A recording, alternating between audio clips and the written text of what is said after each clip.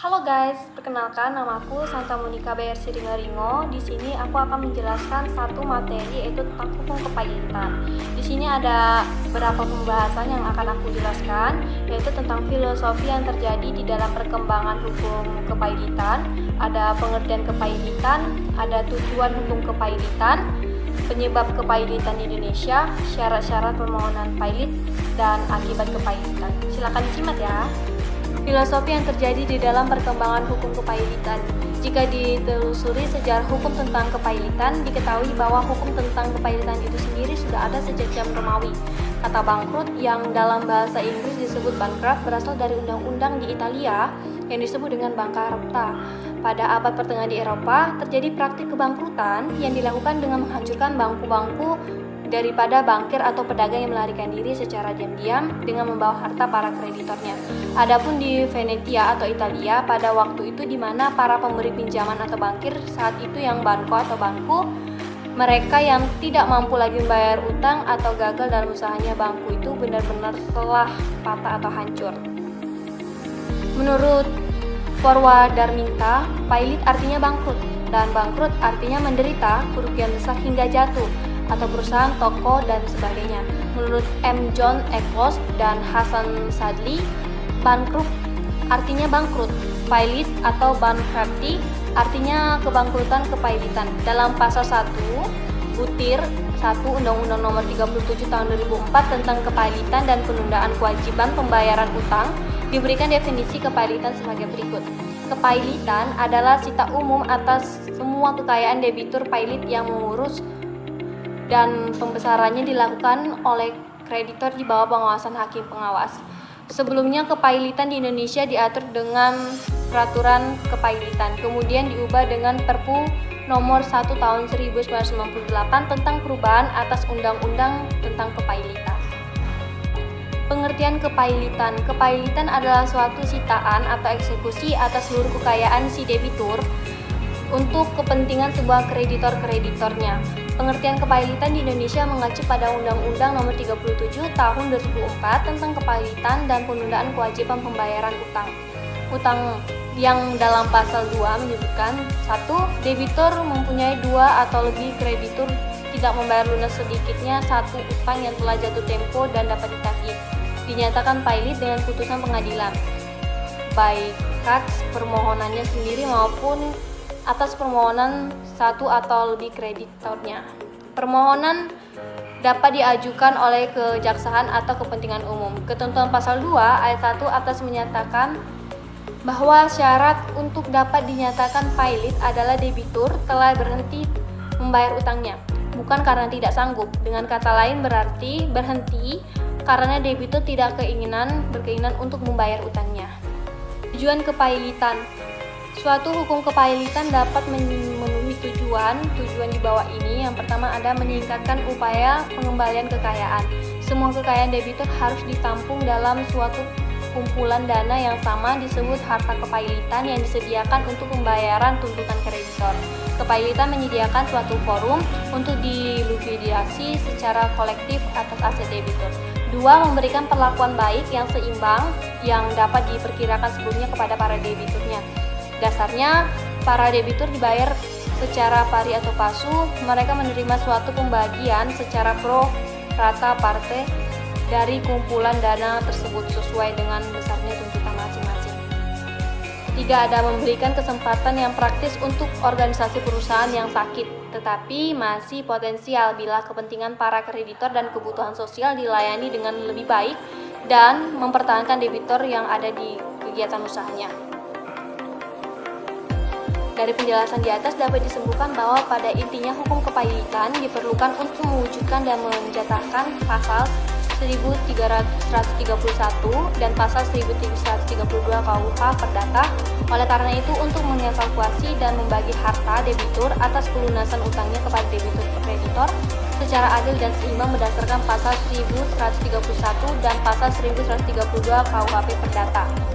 Beberapa penyebab kepailitan di Indonesia. Salah satu risiko yang harus dikelola dengan baik adalah gagalnya perusahaan di sektor real mengembalikan pinjaman. Kegagalan perusahaan dalam mengembalikan pinjaman dapat dikategorikan perusahaan mengalami corporate failure. Penelitian dengan topik kebangkrutan atau kepailitan perusahaan terus dilakukan oleh para peneliti dengan memakai alat uji statistik. Olson 1980 adalah peneliti pertama menggunakan analisis logis untuk memprediksi kepailitan. Pada penelitiannya, Olson menggunakan 105 perusahaan yang pilot dan 2058 perusahaan yang tidak pilot, serta menggunakan bahwa 7 rasio keuangan mampu mengidentifikasi perusahaan yang akan pilot dengan tingkat ketepatan dan mendekati hasil penemuan matematis. Pentingnya persoalan corporate failure juga didukung dengan Krugman yang mengulas menjadi global financial downturns dan memasukkan teori balance sheet fundamental sebagai signal dari krisis yang terjadi. Krugman 1999.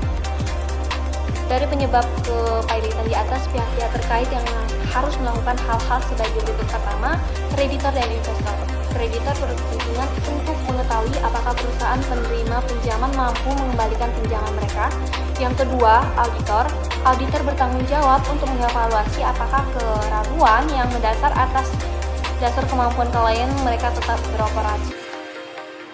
Yang ketiga ada Bank Indonesia dan pemerintah. Bagi Bank Indonesia, salah satu tugas pengawas atau pemeriksa bank adalah mendapatkan keyakinan bahwa bank telah beroperasi dengan hati-hati guna menjaga kepentingan deposan dalam rangka menjaga kepercayaan masyarakat. Selanjutnya ada syarat-syarat permohonan pilot. Syarat-syarat permohonan pilot sebagaimana ditentukan dalam pasal 2 ayat 1 Undang-Undang Kepailitan tersebut dapat dijelaskan sebagai berikut. Yang pertama, syarat adanya 2 kreditor atau lebih. Syarat adanya 2 kreditor atau lebih menunjukkan bahwa pengajuan permohonan pilot tidak dapat dilakukan apabila debitur hanya memiliki 1 utang atau 1 kreditor saja. Hal tersebut sesuai dengan tujuan kepailitan yang mengharapkan pelunasan utang-utang debitur kepada para kreditor secara seimbang dan adil.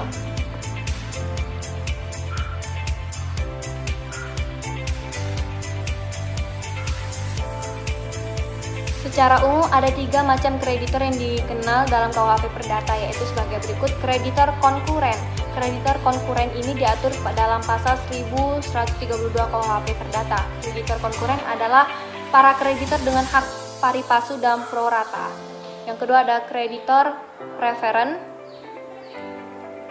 Yang diistimewakan yaitu kreditor yang oleh undang-undang semata-mata karena sifat piutangnya mendapatkan pelunasan terlebih dahulu. Kreditor preferen merupakan kreditor yang memiliki hak istimewa, yaitu suatu hak yang oleh undang-undang diberikan kepada seseorang berpiutang lainnya semata-mata berdasarkan sifat piutangnya. Yang ketiga ada kreditor separitis, yaitu kreditor pemegang hak jaminan keberadaan inrent yang dalam KUHP Perdata tersebut dengan nama gade atau hipotek. Yang kedua ada syarat harus adanya utang. Berdasarkan pasal 1 angka 6 Undang-Undang Kepailitan, utang adalah kewajiban yang dinyatakan atau dapat dinyatakan dalam jumlah uang, baik dalam mata uang Indonesia maupun mata uang asing, baik secara langsung maupun tidak akan timbul kemudian hari atau kontingen yang timbul karena perjanjian atau undang-undang yang wajib dipenuhi oleh debitur, dan bila tidak terpenuhi member hak kepada kreditor untuk mendapatkan pemenuhannya dari harta kekayaan debitur.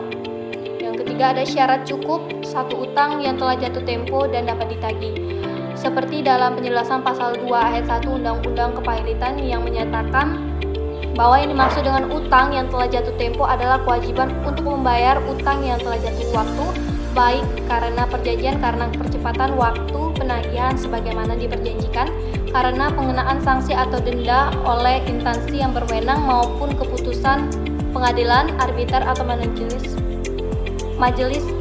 arbitrase. Yang keempat, debitur berada dalam keadaan insolven, yaitu keadaan di mana debitur tidak lagi mampu membayar utang-utangnya pada para kreditor. Akibat kepailitan secara khusus dapat dibedakan akibat kepailitan terhadap perjanjian timbal balik. Pasal 1314 KUHP Perdata berbunyi, suatu perjanjian dibuat dengan cuma-cuma atas beban. Yang kedua, suatu perjanjian dengan cuma-cuma adalah suatu perjanjian dengan mana pihak yang satu memberikan suatu keuntungan kepada pihak lainnya tanpa menerima suatu manfaat bagi dirinya sendiri. Yang ketiga ada suatu perjanjian atas beban, adalah suatu perjanjian yang mewajibkan masing-masing pihak memberikan sesuatu, berbuat sesuatu, atau tidak berbuat sesuatu. Baiklah teman-teman, sekian dari saya. Terima kasih.